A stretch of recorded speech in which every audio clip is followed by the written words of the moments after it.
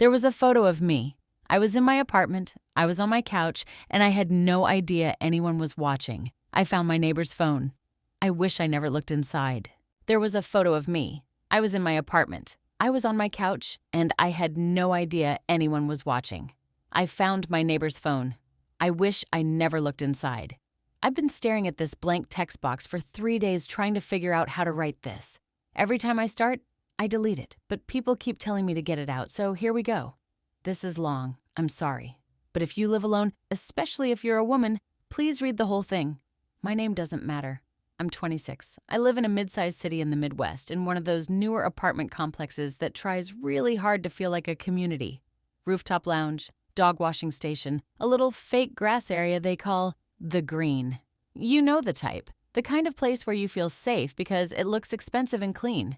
I moved in about 14 months ago after my long-term relationship ended. It was just me, my cat Biscuit, and a lease I could barely afford on my own. I didn't know any of my neighbors. I kept to myself. I liked it that way. The man in 4C, I'll call him Daniel because I'm not using his real name even though it's now public record, moved in about 4 months after me. I noticed him the way you notice anyone in a small building. He was maybe mid-30s, average height, quiet. He held the elevator door open for me once and said something like, "Long day?" I said, "Yeah." He smiled. That was it. He seemed normal. He always seemed completely, totally normal. It started with a phone. I was coming back from the gym on a Tuesday evening in March. It was raining. That miserable cold spring rain that makes you walk fast with your head down. I was cutting through the parking garage to avoid getting soaked when I nearly stepped on it. A phone, face down on the concrete near the elevator bank. It was an older Android, no case, no lock screen. It had one of those swipe to unlock patterns that apparently hadn't been set up properly because the moment I picked it up and the screen came on, I was in. I told myself I was just trying to find a name or a number so I could return it. That's the story I told myself. The background screen was a photo of the view from one of our upper floor apartments. The city skyline at dusk, the kind of shot you take when you first move somewhere and everything still feels exciting. It looked like it was taken from the rooftop of our building. I went to the recent calls. There were none. Not a single outgoing call, no missed calls, nothing. For weeks. I thought that was weird, but whatever. Some people just text. I went to the Messages app. There were no contacts saved under real names. Everything was saved as numbers.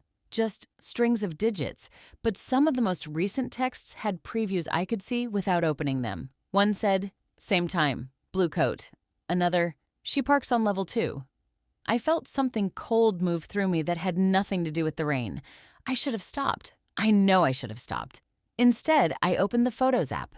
The photos were organized into folders. Most of them were labeled with numbers. Dates, I realized after a moment.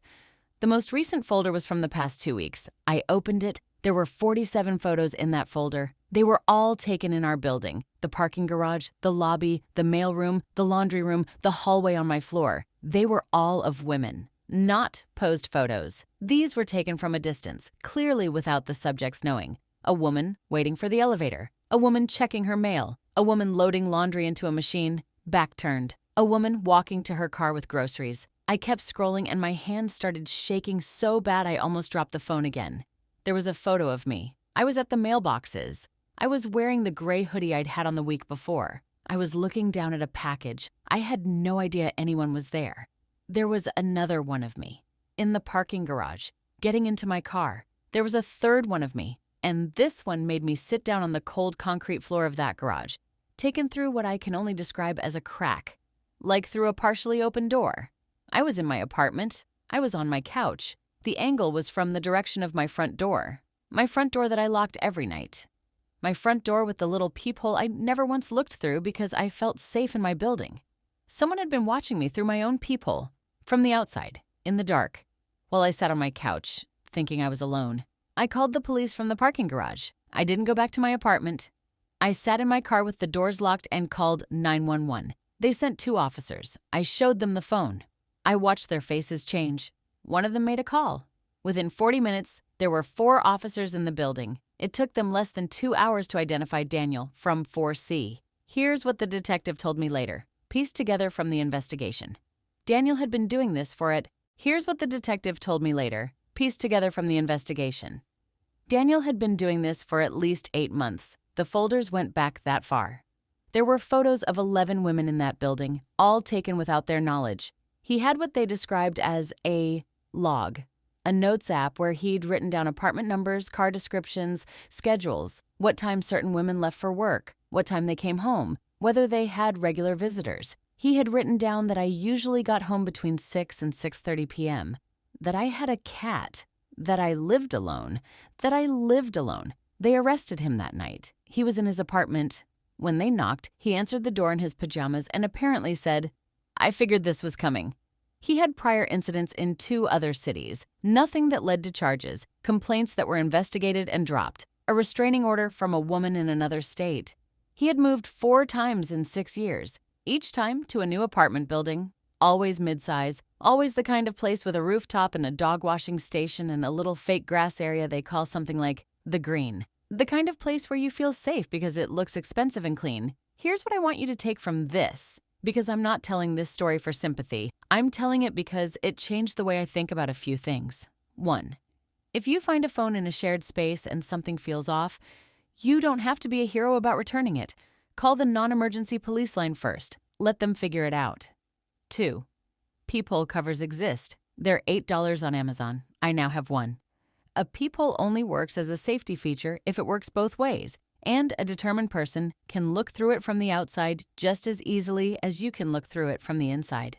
3. Most apartment buildings do not do thorough background checks. I asked my building management directly after this happened. They confirmed they use a third-party screening service that checks for felony convictions in the state of application only, not nationwide, not all prior incidents, not restraining orders. 4. He always seemed so normal is not a character flaw in the people who say it. Normal is a performance that some people are very, very good at. Daniel is currently awaiting trial. The charges include stalking, unlawful surveillance, and several others I won't detail here because I don't want to accidentally compromise anything. His public defender entered a not guilty plea. His trial date is set for later this year. I moved out of that apartment. I'm somewhere else now. Somewhere with fewer shared spaces and a landlord who actually knows my name. Biscuit is fine. He adjusted faster than I did. I still check my peephole cover every single night before I go to sleep. I don't think I'll ever stop.